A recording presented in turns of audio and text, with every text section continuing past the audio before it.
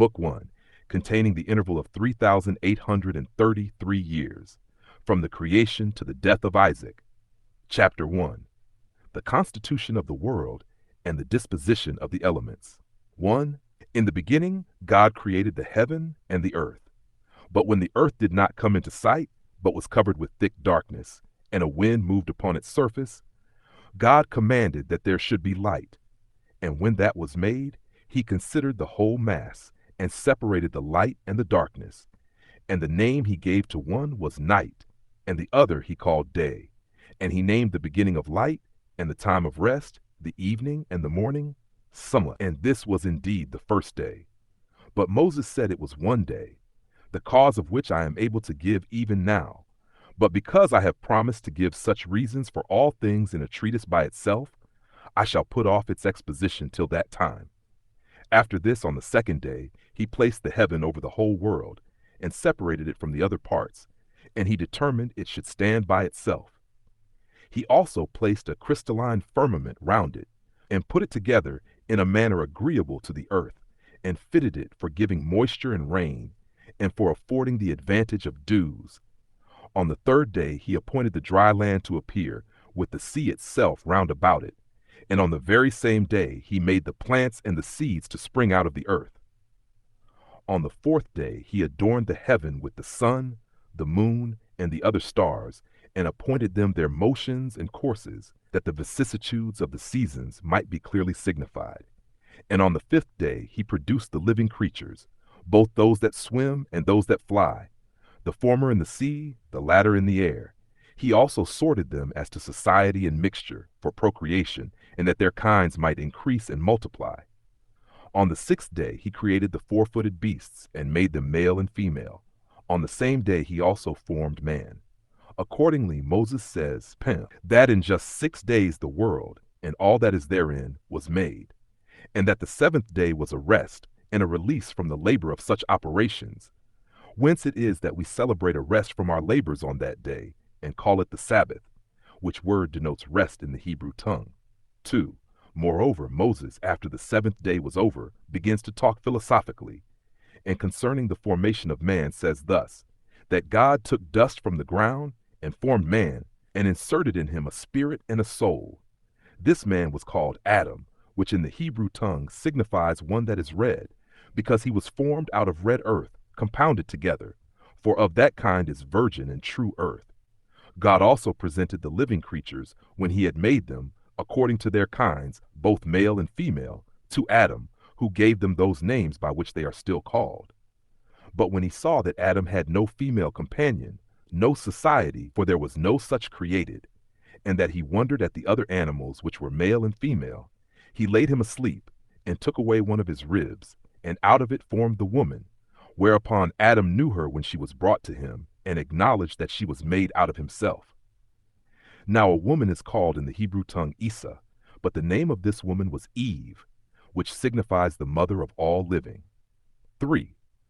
Moses says further that God planted a paradise in the east, flourishing with all sorts of trees, and that among them was the tree of life, and another of knowledge, whereby was to be known what was good and evil, and that when he brought Adam and his wife into this garden, he commanded them to take care of the plants. Now the garden was watered by one river which ran round about the whole earth, and was parted into 4 parts. And Physon, which denotes a multitude, running into India, makes its exit into the sea, and is by the Greeks called Ganges. Euphrates also, as well as Tigris, goes down into the Red Sea. Now the name Euphrates or Phrath denotes either a dispersion or a flower. By Tyrus or Diglath is signified what is swift with narrowness, and Gihon runs through Egypt, and denotes what arises from the east, which the Greeks call Nile. God therefore commanded that Adam and his wife should eat of all the rest of the plants, but to abstain from the tree of knowledge, and foretold to them that if they touched it, it would prove their destruction.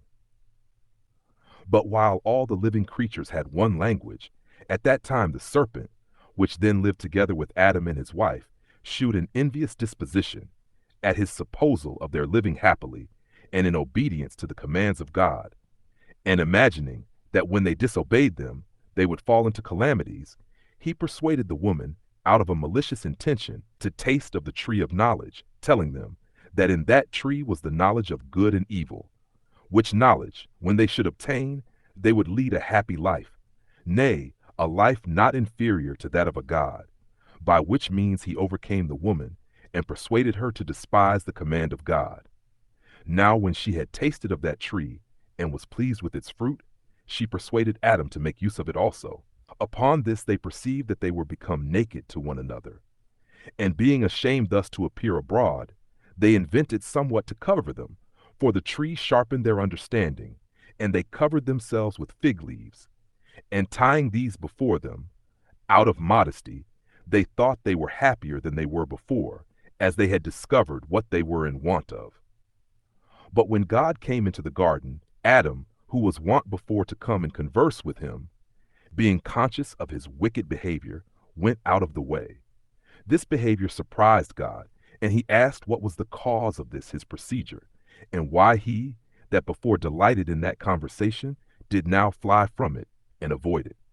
When he made no reply, as conscious to himself that he had transgressed the command of God, God said, I had before determined about you both how you might lead a happy life, without any affliction, and care and vexation of soul, and that all things which might contribute to your enjoyment and pleasure should grow up by my providence, of their own accord, without your own labor and painstaking, which state of labor and painstaking would soon bring on old age, and death would not be at any remote distance. But now thou hast abused this my good will, and hast disobeyed my commands, for thy silence is not the sign of thy virtue, but of thy evil conscience. However, Adam excused his sin, and entreated God not to be angry at him, and laid the blame of what was done upon his wife, and said that he was deceived by her, and thence became an offender, while she again accused the serpent.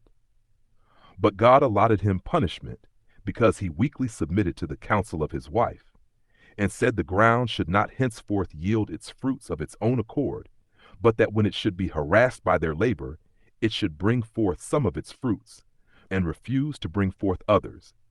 He also made Eve liable to inconveniency of breeding, and the sharp pains of bringing forth children, and this because she persuaded Adam with the same arguments wherewith the serpent had persuaded her, and had thereby brought him into a calamitous condition.